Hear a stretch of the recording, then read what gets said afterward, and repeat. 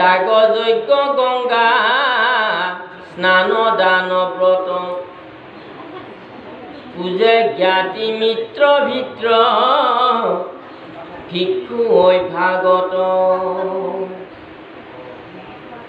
হস্তি ঘোড়া দোলা বিমানতে কৰে গতি তথাপি হৃদয়ে নেৰে মুহুৰ ভকতি অনিন্দিত কৰ্ম হব কৰে নিষ্ঠে জানা কিছু কিছু কৰিতে যে বিষয় বাসনা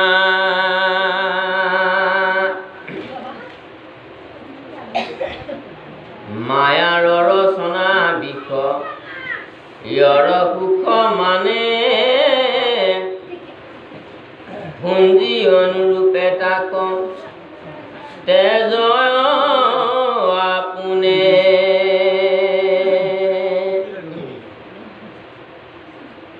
আপুনি যদি সদায় ভাল কৰ্ম এটা কৰে পুণ্য কৰ্ম এটা কৰে আপুনি যদি এৰোপ্লেনেৰেও গৈ থাকে আপোনাৰ মনতহে আনন্দটো আপোনাৰ লগত গুচি যাব আৰু যদি আপুনি এটা আনক কষ্ট দিয়া এটা কৰ্ম কৰিছে বা কৰে আপুনি দেখাত এৰোপ্লেনেৰে গৈ আছে গতিকে ভকতজন এনেকুৱা এইবাৰ তেওঁ সদায় যদিও হাতী ঘোঁৰাত উঠিও ফুৰে যদি বা কিবা উৰাজাহাজ এৰোপ্লেনৰ ওপৰত ঘূৰি ফুৰে যদি বা তেওঁ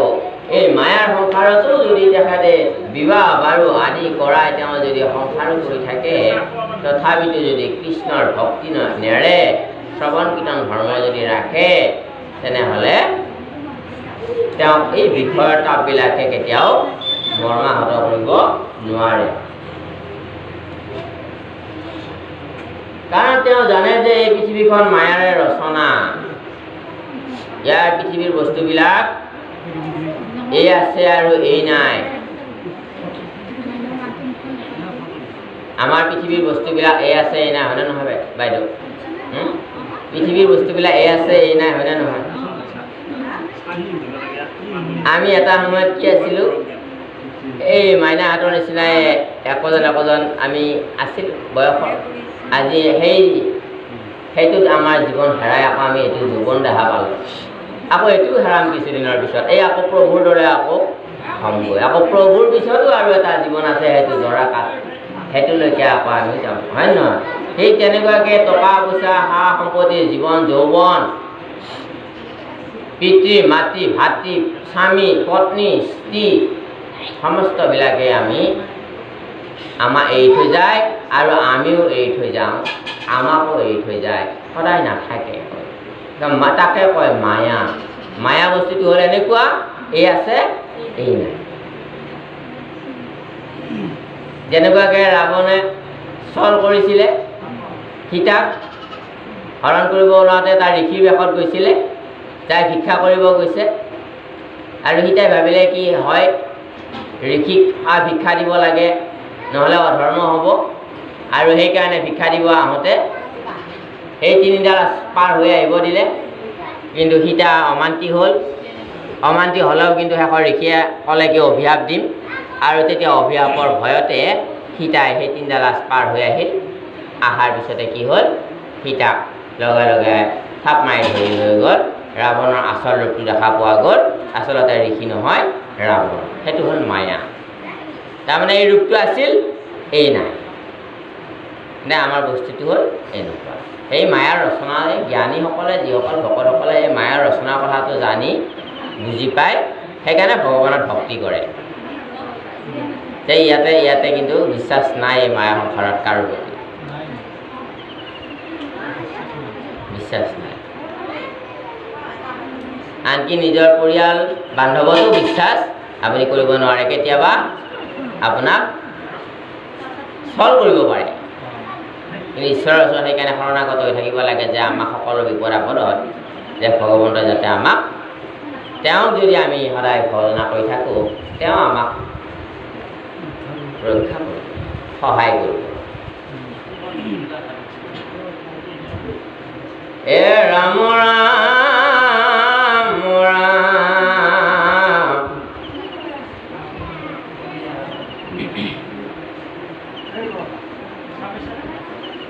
এই যাৰ চিত্ত কামে হত কৰিবে নপাৰে যোন বোলা তেখন বে কৃষক কৰ্ম কৰে তাহাৰ দৃষ্টান্ত কহো শুনা কি নিষ্ঠ মই যেন পৰম ঈশ্বৰ দেৱ কৃষ্ণ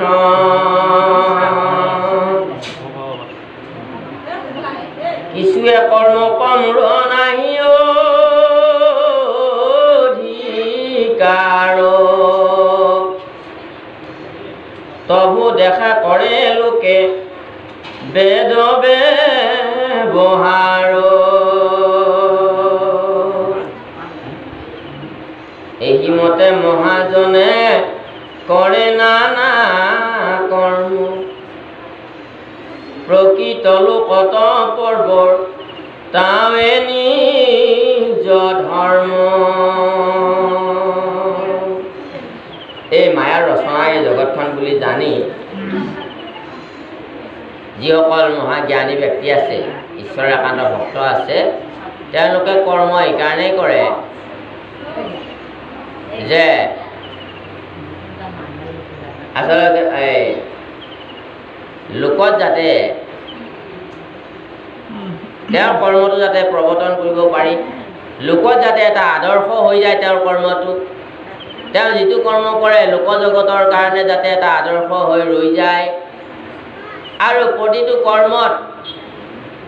ধৰ্মৰ পক্ষ ৰাখি তেওঁ কৰ্ম কৰে কিয় কৰে এই জগতখন মায়াৰ ৰচনা বুলি তেওঁ জানে গতিকে মায়াৰ ৰচনাত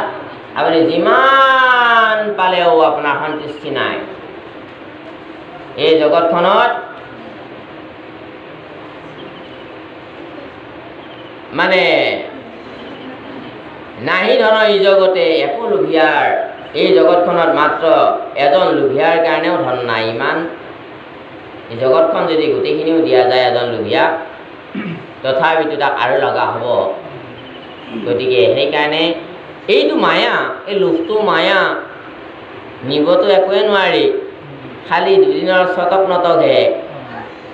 কালৰ অৰ্ডাৰ আহিলে আমি যাবই লাগিব বেমাৰ আজাৰ কিবা আমাৰ যদি কালে দি দিয়া আমি বিচনাত পৰি থাকিলেও সম্পত্তি কোনোবা ফালে থাকিব আমি বিচনাত হয়তো জীৱন মৰণৰ যুঁজখনত হয়তো লাগি থাকিব লাগিব সেইকাৰণে এই মায়াৰ ৰচনা বুলি জানি জ্ঞানী লোকে কেনেকৈ কাম কৰে কি ভাৱেৰে কৰে যে লোকৰ হিত হওক বুলি কাম কৰি থাকে যিটো কাম কৰে সেইটো কামত চুৰ শোষণ পীড়ন এইবিলাক নাথাকে কি থাকে নিজৰ যাতে ধৰ্মটো লয় লোক নিজৰ যাতে ধৰ্মটো সিদ্ধি হয় প্ৰতিটো কাম যাতে ধৰ্মৰ পক্ষত হয় প্ৰতিটো কৰ্ম যাতে লোকৰ হিতৰ হয় সেই ভাৱটো ৰাখি কৰ্ম কৰে সেইকাৰণে তেওঁলোক তৰি যায় তেওঁলোকে দুখ কষ্ট মনত বেছিকৈ নাপায় যিসকলে কেৱল নিজৰ লাভৰ কাৰণে কাম কৰে তেওঁলোকে নাপালে মনত বহুত দুখ আহি যাব কেতিয়াবা পাই হেৰুৱাৰ পিছতো তেওঁলোক ভাগি পৰি যাব তেওঁলোকক এনেকুৱা চিন্তা বাঘে পাব চিন্তা বাঘে তেওঁক আক্ৰমণ কৰি কৰি মন মগজুত কৰি কৰি কৰি কেতিয়াবা পাগল পৰ্যন্ত কৰি দিয়া ৰাস্তাই ৰাস্তাই ঘূৰি ফুৰিব লগা হৈ যায় সেইবিলাক কি মানুহ এই মগজুত চিন্তাই দংশন কৰা মানুহ কিয় এই ঈশ্বৰৰ ভকতি নাই ভাগৱত শ্ৰৱণ কীৰ্তন নাই যাৰ কাৰণে মায়াকে সৰ্বসৰ্বা বুলি ধৰি ল'লে ঈশ্বৰৰ কাৰণে বা ঈশ্বৰৰ নাম গুণৰ কোনো জ্ঞান গৰিমা বুদ্ধি অকণমান সাধু সংগ নল'লে যাৰ কাৰণে বুদ্ধিটো অস্থিৰ সেই বুদ্ধিটো কেনেকুৱা যেনে সাগৰত এখন নাও আছে কিন্তু বঠা নাই নাৱৰীয়া নাই সেই নাওখনৰ অৱস্থা যিফালে বতাহ যাব বতাহ বলিব সিফালে নাওখন চলি যাব টুলুং গুটুং নাও সেইজন হ'ল ঈশ্বৰৰ শৰণ নোহোৱা মানুহ সাধু সংগ নোহোৱা মানুহ আৰু সেই বঠা নোহোৱা টুলুঙা মাছ সাগৰৰ নাওখনৰ দৰে বুদ্ধি অস্থিৰ। আৰু যিসকল ভগৱানৰ চৰণত শৰণাগত জীৱ সদায় সাধু সংগ লৈ ভাগৱত শ্ৰৱণ কীৰ্তন কৰে, ভাগৱতৰ জ্ঞান অৰ্জন কৰিব যত্ন কৰে, তেওঁলোক হ'ল কি বুলি উদাহৰণ দিছে, যেনেকুৱাকৈ সেই মাছ সাগৰতে সেইখনেই নাও, কিন্তু তাতে নাৱৰীয়াও আছে, বঠাও আছে, নিজ লক্ষ্য ঘাটত সেই নাওখন যায় উপনীত হ'ব। গুৰুৱে কৃপা কৰিব। গুৰু হ'ল কাণ্ডাৰী নাওখনৰ, মনুষ্য দেহাটো হ'ল নৌকা, এই ভৱসাগৰখন হ'ল সাগৰ, এই আমি বাস কৰি থকা পৃথিৱীখনে সাগৰ, হয়নে? গতিকে কাণ্ডাৰী হ'ল গুৰুজন, আৰু সেই বঠা হ'ল শ্ৰৱণ কীৰ্তন। শ্ৰৱণ কীৰ্তন কৰিলে, বঠা মাৰিলে আপুনি লক্ষ্যত উপনীত হ'ব পাৰিব। সাধু সংগত শ্ৰৱণ কীৰ্তন কৰিলে আপুনি নিজ লক্ষ্যত উপনীত হ'ব পাৰিব। অন্যথা এই দুখ কষ্টৰ পৰা হাত সাৰিবৰ কাৰণে আৰু বেলেগ ব্যৱস্থা নাই। এতিয়া আমি দুখ কষ্ট বুলি কৈহে আছোঁ, আমিতো অনুভৱ কৰিব পৰা নাই কি বা দুখ কষ্ট, কিন্তু খাই আছোঁ, পাই আছোঁ, কিন্তু অনুভৱ নাই। এইটো হ'ল মায়া, সেইটোও মায়া, সেইটোও মায়া।